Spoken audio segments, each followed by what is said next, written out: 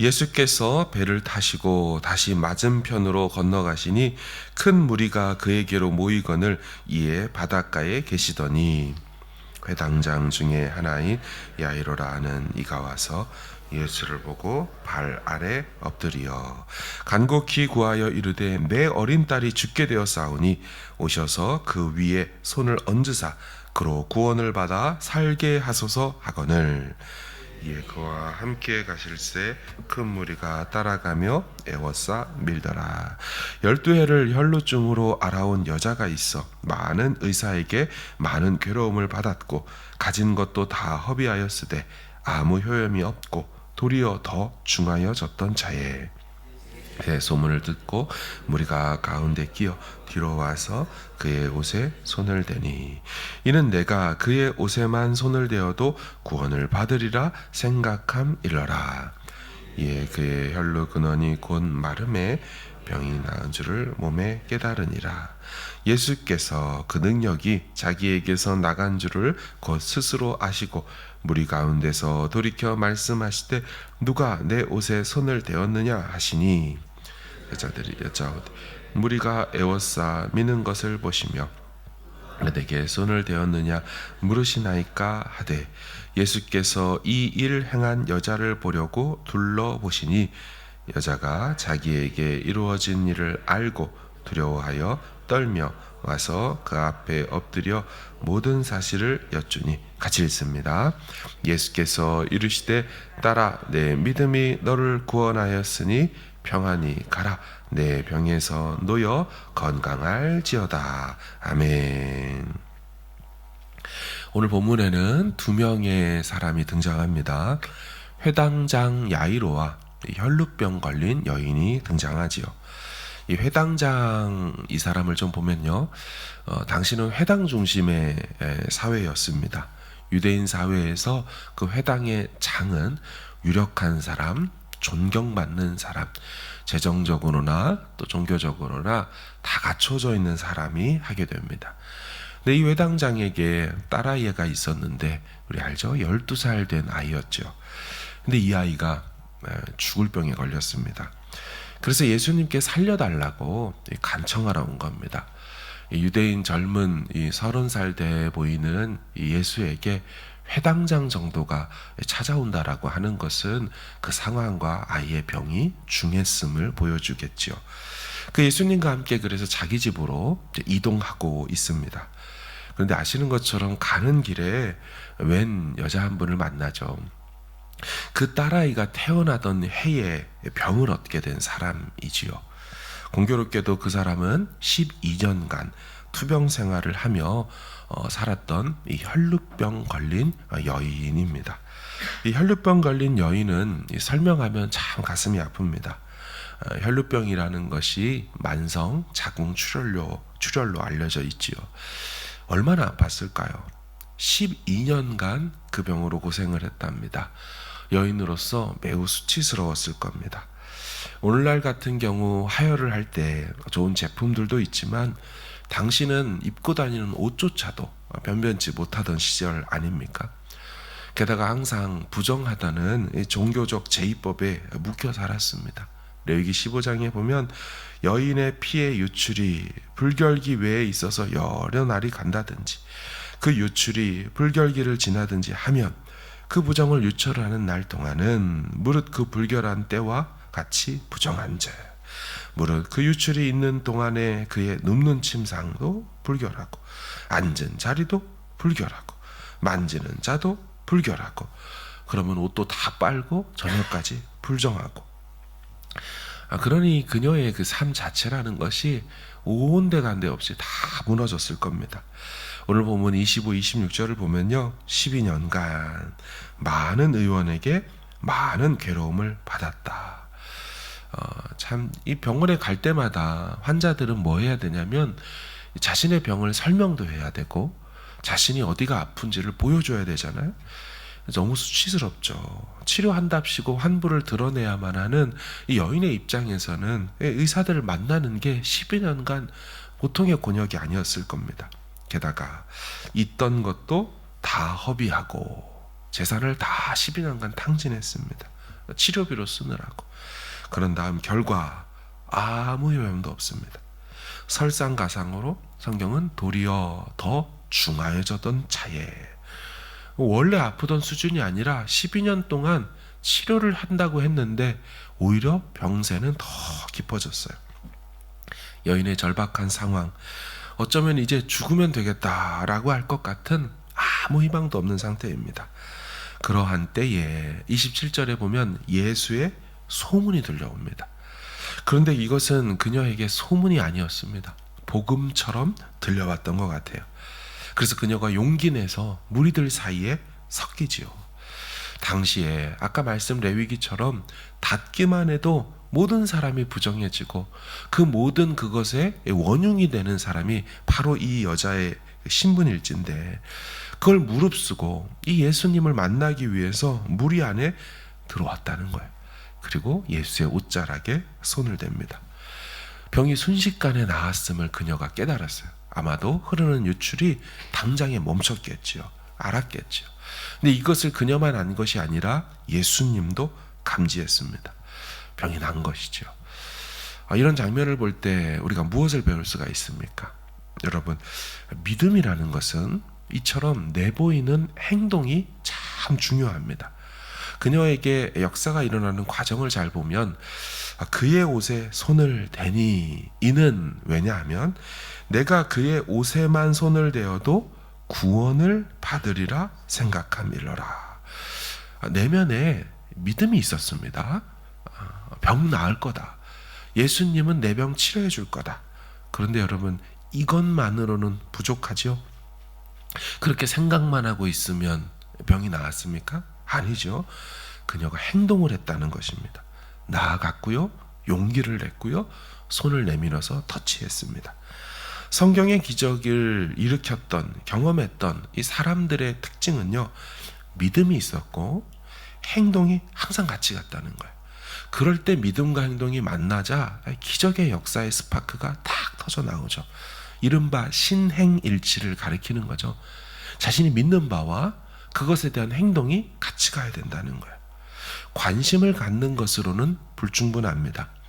관심을 갖는다면요, 여전히 무리로 남지 기적을 경험할 수는 없습니다.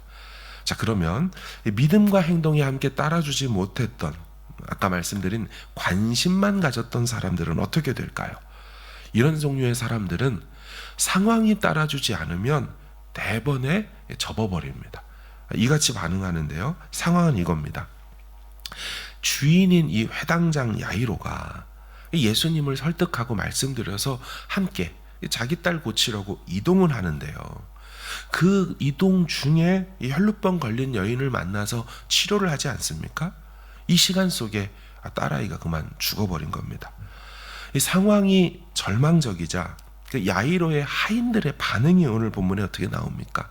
물론 내일 본문 35절이긴 하지만 이런 말을 하죠. 당신의 딸이 죽었나이다. 어찌하여 선생을 더 괴롭게 하나이까? 무슨 말이에요? 이미 상황이 끝났는데 뭐하고 계십니까? 이들의 특징은요, 상황을 보고 스스로 사건을 종결시킵니다. 예수님이 지금 가고 계시고 예수님이 역사를 일으키려고 하는데도 자기들이 보기에 상황이 끝나니까 끝내버린다라는 거예요. 상황 판단이 빠릅니다. 더 이상의 여지도 두지 않습니다. 희망은 없다 생각합니다. 그리고 사건을 종결시켰어요. 저는 이런 생각을 해보게 됩니다. 오늘 본문의 이 회당장 야이로와 혈루병 걸린 여인은 이야기는요, 마태, 마가, 누가에 다 공이 나올 정도로 참 중요한 예수님의 기적인데, 이런 생각이 들어요. 예수님이 이 회당장을 만나 그 딸의 병을 고쳐주려고 이동하는 길에 혈루병 걸린 여인을 만나 보낸 시간이 얼마나 되었을까요? 보시면 아시지만 그렇게 긴 시간이 아닙니다. 지나가다가 툭 건드렸고, 누구냐? 그러냐? 그래. 요 정도로 하고 이제 이동한단 말이에요. 시간이 얼마 안 지났어요. 그런데 이 내일 본문인 38절을 보면요, 그 현장에 도착해 보니까 이런 일이 펼쳐집니다. 떠드는 것과 사람들이 울며 심히 통곡함을 보시고. 떠든다. 좀 잘 이해가 안 되죠? 왜 이 아픈 병자가 있는 집이 떠들고 있을까요? 이 떠든다는 표현이 전문 곡쟁이를 의미합니다. 이 마태복음 9장에 가보면 피리 부는 자들과 떠드는 자들이 와 있다라고 말을 해요. 이 피리를 분다라는 얘기는 벌써 장례가 시작됐다는 겁니다. 떠든다, 막 소리 지르면서 울어주는 곡쟁이를 의미합니다. 자, 그렇다면 이런 생각이 드는 거죠. 회당장이 이걸 미리 준비했을까요? 제 딸이 죽어가니까 아버지가 미리 장례식을 준비하는 아버지가 있습니까? 아이가 열이 42도로 오르면 얘들아 빨리 장례식 준비해라 이렇게 말하는 부모는 없지요. 그렇죠? 나을 걸 생각하지 죽을 걸 생각하는 부모 없어요. 아이가 수술실에 들어가는데 그 병원에 장례식장 예약하는 부모를 본 적이 있겠습니까? 그럴 리가 없습니다. 누가 준비시켰을까요? 상황을 스스로 종결시키고 신속하게 사건 처리를 다 해버리는 자들이 있었다는 거죠. 바로 하인들입니다. 주인님 뭐 하십니까? 빨리 가세요.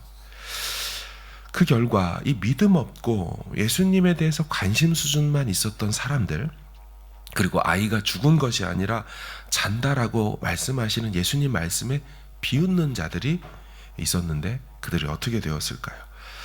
예수님께서는요, 그 집에, 회당장 집에 들어간 다음에 이런 사람들을 다 내보냈다는 표현을 씁니다.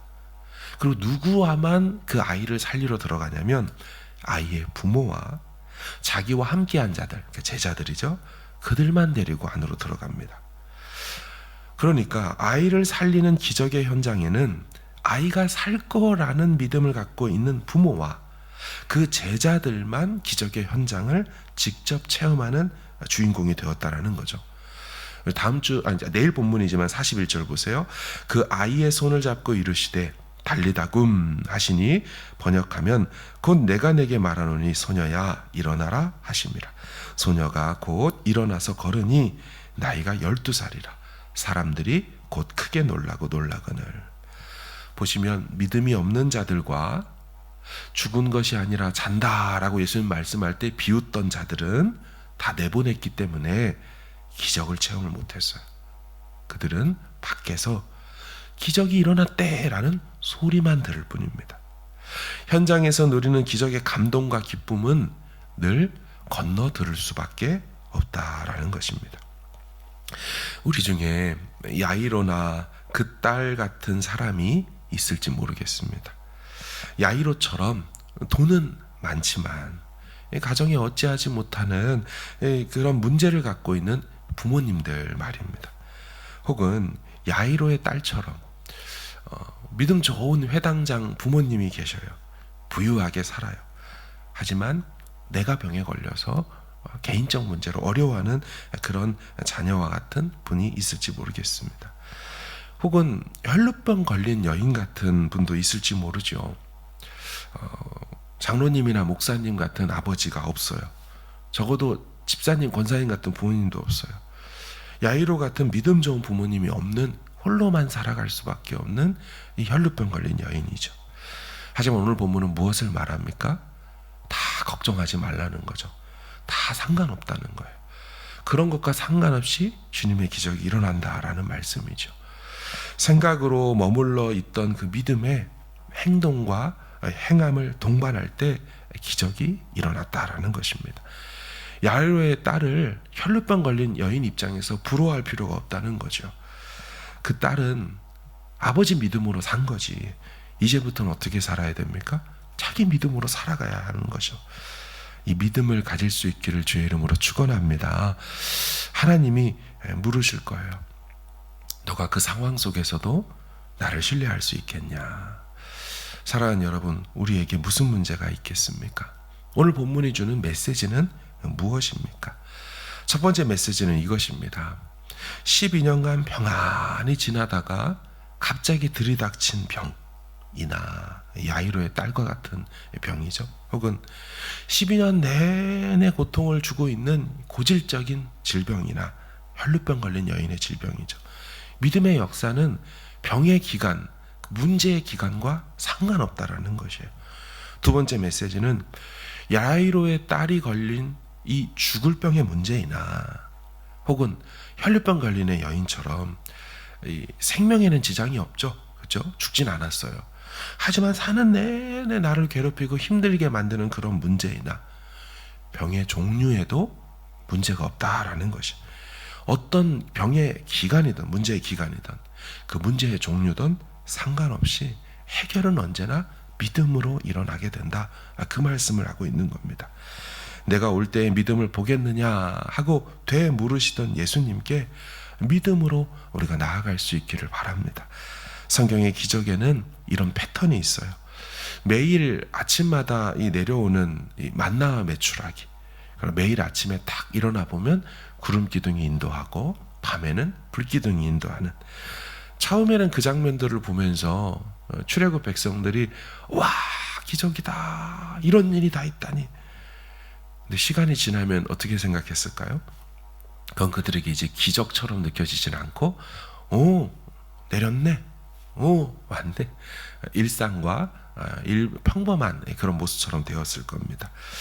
여러분, 우리의 삶에도 늘 항상 믿음으로 살고 믿음으로 기도하다 보면 하나님이 일하실 것이 너무 마땅하게 느껴지고 당연하게 여겨지는 기적이 일상처럼 되어지고, 그렇게 기대가 되는 그러한 수준의 삶이 될 수 있다라는 거죠. 말씀을 정리합니다. 어떤 문제가 있습니까? 어느 날 갑자기 찾아온 문제이든, 12년간 고질적으로 내 삶을 괴롭히던 문제이든, 죽을 병의 문제이든, 죽지는 않지만 죽을 것 같이 나를 힘들게 하는 문제이든 다 예수님이 해결하신 줄로 믿습니다. 믿음을 가진 사람이 예수님을 찾아가 만날 때 항상 이 둘이 만날 때 역사가 일어났어요. 예수님이 문제 해결한다는 믿음을 가지고 이 새벽에 기도하는 자리에 나온 줄로 압니다. 자, 그렇다면 우리는 기대해야 되는 거예요. 살아계신 하나님, 오늘 이 새벽에도 주님이 역사하여 달라고, 당신의 일하심을 보는 새벽이 되게 해달라고, 살아있는 믿음으로 살아계신 하나님의 역사를 체험하는 저와 여러분 되기를 주님의 이름으로 축원합니다. 아멘.